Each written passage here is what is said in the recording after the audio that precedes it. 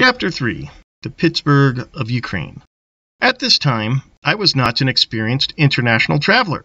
My son and I just wrapped up the first leg of our European journey. My brother lives in a small military village about an hour away from Nuremberg. The entire German experience was very smooth as we toured the country on trains. If there's one thing Germans are known for, aside from the whole Nazi thing, it's having trains run on time. Believe me, taking a nice train at 200 miles an hour will definitely get you there on time. How much different could Ukraine possibly be? My son and I eventually negotiated the labyrinth of airport hurdles required to get through the various customs one must go through when traveling from Germany to Ukraine.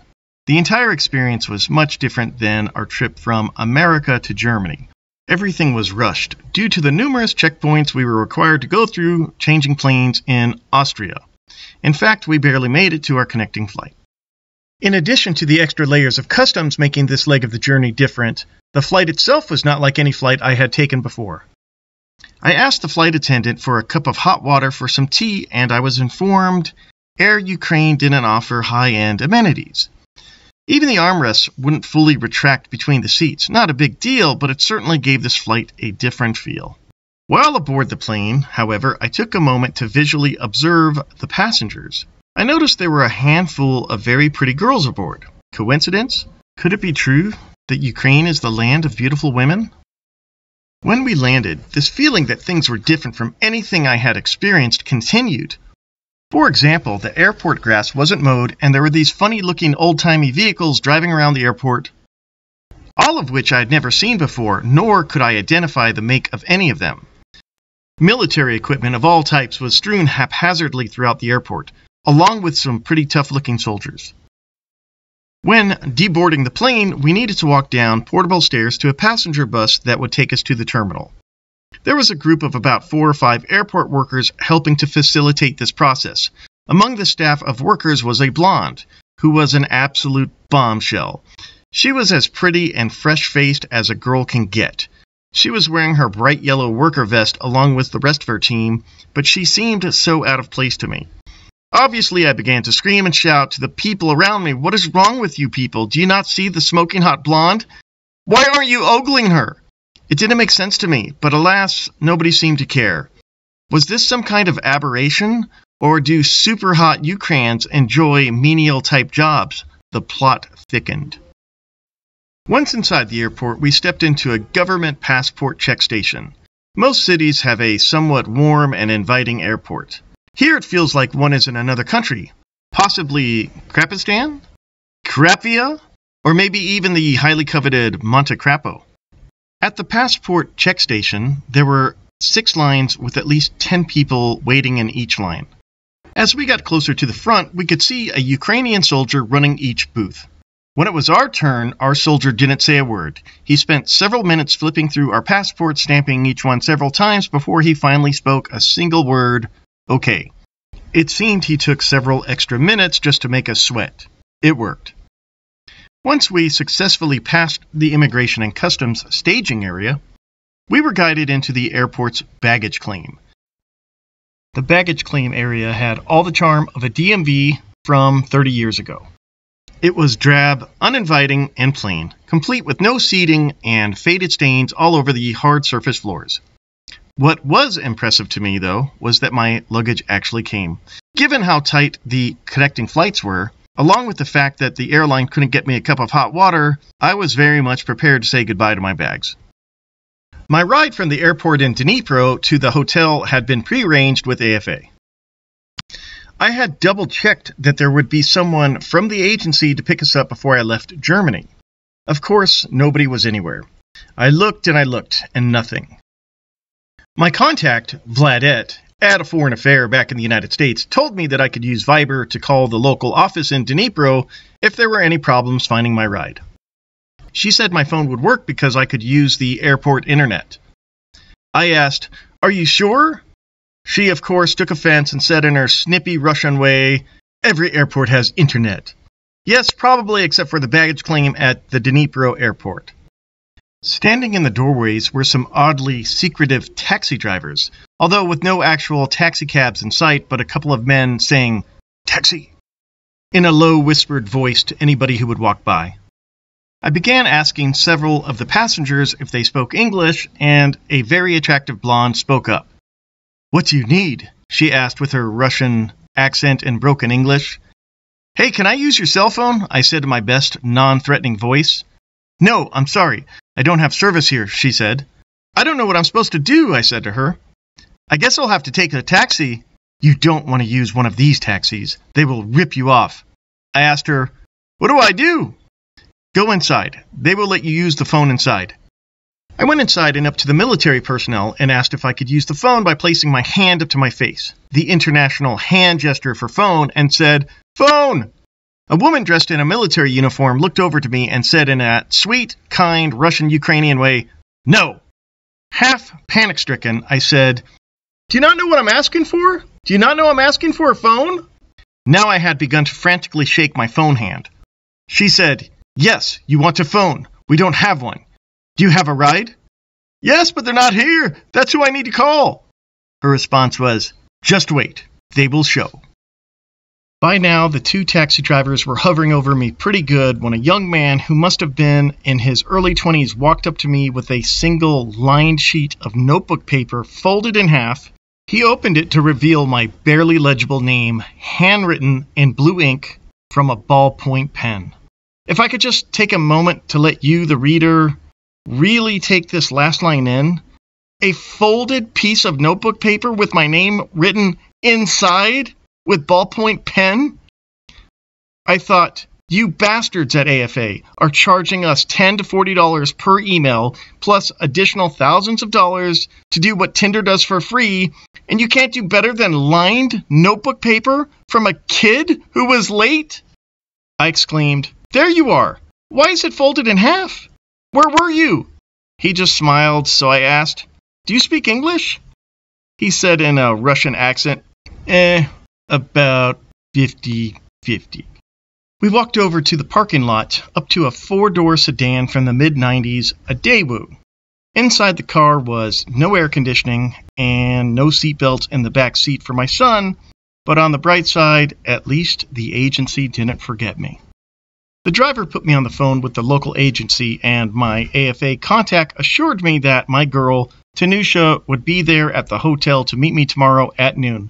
Knowing there was light at the end of the tunnel, that I would see my sweet Tanusha, was very reassuring. Driving through the streets of Dnipro is something to experience. The mix of cars on the roads ran the gamut from the slick and modern to the outrageously outdated, along with a blend of truly unique vehicles I had never seen. And unique, not in a good way. Many of the buildings are old and tired with bricks falling off. Certainly not every building is falling apart, but enough of them to notice. Many of the structures are massive and dreadful looking. Being there feels like you've been transported back in time to the Soviet era. My driver asked me what I thought of his city. As he looked at me with this childlike eagerness, his eyes were beaming with pride and impatience, waiting on my answer. Of course, I said that I thought it was beautiful. However, that really wasn't how I felt. Mostly what I felt was culture shock and fear that I brought my child to this horrible place. We passed a train that was so old and outdated that my driver made the comment to me in his broken English, "It's old, yeah?" Embarrassment written all over his face as he looked at me grinning. "Looks fantastic," I reassured him as the train shimmied and sputtered thick black smoke while hobbling down the track at 2 miles an hour. "It's no German ice train, but who wants to get to a place safely, quickly, and comfortably anyway?" We finally arrived at the Astoria Hotel. I chose this place because it was recommended to me by AFA. They said it was used by them when they do tours through Dnipro. My impression of the hotel was that it was okay, although certainly nothing special. It had a tiny 2-person elevator, strange odors throughout the hallways, and comforters that didn't really fit the beds.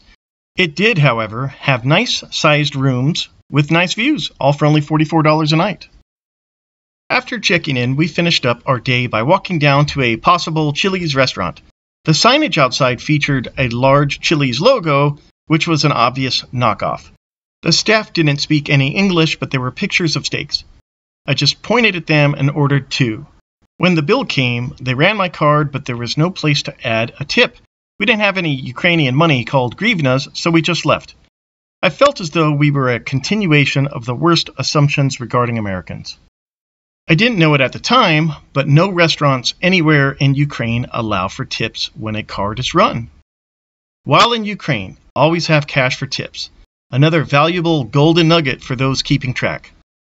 The next morning, we had the complimentary breakfast offered by the hotel, which consisted of mostly dried cereal and eggs, with tiny hot dog slices passed off as sausage. Overall, my first impression of Ukrainian food wasn't terribly positive. Breakfast may have been a bust, but it didn't matter. I was there for something much bigger. It was the most beautiful 29-year-old blonde bombshell with whom I had exchanged several emails over the past couple of months. I've answered the why now question.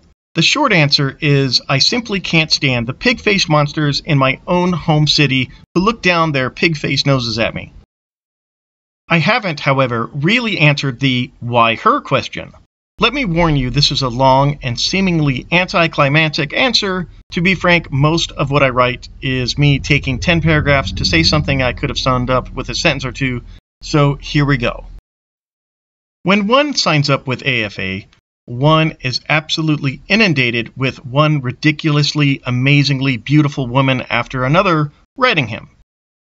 I always felt silly when I would delete someone who has written me because I'd be grateful beyond words to date any of them had they lived in America.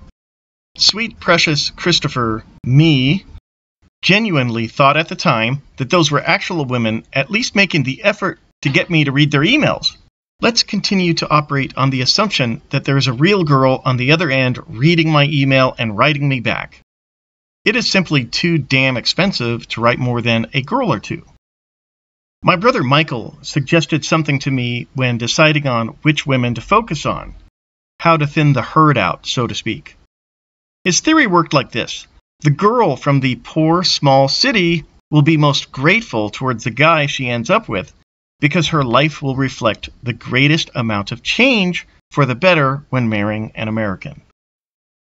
Regarding my girl, Tanusha, she happened to be from a small town. However, there are vast differences between one small town and another. Basically, my girl was 2 hours away from Dnipro, where another girl could be 11 hours away from the nearest city with an airport. Location may not have been the leading factor when I chose her. However, I wish I'd given location a bit more serious thought. If I had, I would have asked myself the question, should this little relationship actually work out between Tanusha and I, will I want to spend the next 20 years flying into Dnipro, which isn't exactly the easiest city to get to, only to travel another 2 hours to her hole-in-the-ground crap haven of a burb with its unpaved roads and nothing to do in the town? Yet, I digress. Why her? My first criteria was to focus on someone who initiated contact with me. Secondly, and infinitely more important, I decided to focus on someone super hot and completely out of my league. Upon looking over Tanusha's profile, she was wearing little blue jean shorts with flowing blonde hair and a face that screamed Southern Belle. So that is what initially separated her from everyone else. To me, she looked American. What really reeled me in, though, was her insanely kind letters, along with what appeared to be complete and total faith in us as a couple. Over and over, she would tell me things like, I believe in us, or I know we'll make it as a couple. How am I going to argue with that kind of logic, I would think to myself.